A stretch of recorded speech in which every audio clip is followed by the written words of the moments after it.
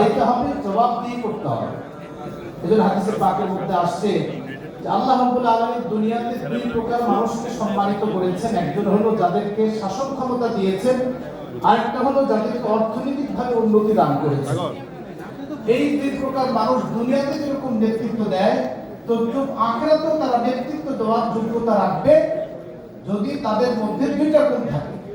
যে শাসক তার মধ্যে যদি ইনসাফের গুণ থাকে, হাদিসে পাকের মধ্যে আছে যে কিয়ামতের ময়দানে সে আল্লাহ রাব্বুল আলামিনের বিশেষ মেহমান হয়ে, বিশেষ ভিআইপি মেহমান হিসেবে সে সেখানে উপস্থিত হতে পারবে।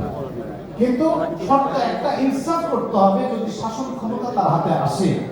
দুই নম্বর, ব্যবসায়ীদের ব্যাপারে হাদিসে পাকের মধ্যে আসছে তার মধ্যে যদি দুইটা গুণ আসে, তাহলে পরকালে সবচেয়ে সম্মানিত যারা হবে, নবী, সিদ্দিক, শুহাদা, তাদের সাথে এই ব্যবসায়ীরা থাকতে পারবে।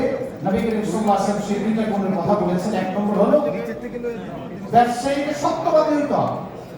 যদি সে সত্যবাদী হয় তাহলে কিয়ামতের ময়দানে সে নবীদের সাথে থাকবে, সিদ্দিকদের সাথে থাকবে। দুই নম্বর হলো তার আমানতদারি থাকতে হবে, অর্থাৎ বিশ্বস্ততা থাকতে হবে।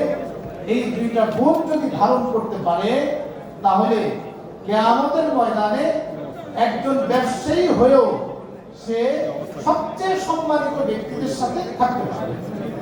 দুনিয়াতে সম্মানের জন্য মানুষ কত কিছুই করে, কত মেহনত করে, কত মুজাহাদা করে, কিন্তু এই জীবনের হায়াতের সময় হলো 70 বছর, পরকালের জীবন অনন্ত। এই জীবনের জন্য যদি এত কষ্ট করতে হয়, এত মেহনত করতে হয়, তাহলে পরকালের জন্য আমরা যদি করতে পারি আল্লাহ তাআলার কাছে সম্মানিত হতে পারবো। আল্লাহ রাব্বুল আলামিন আমাদেরকে তৌফিক দান করেন। আর এখানে যারা উপস্থিত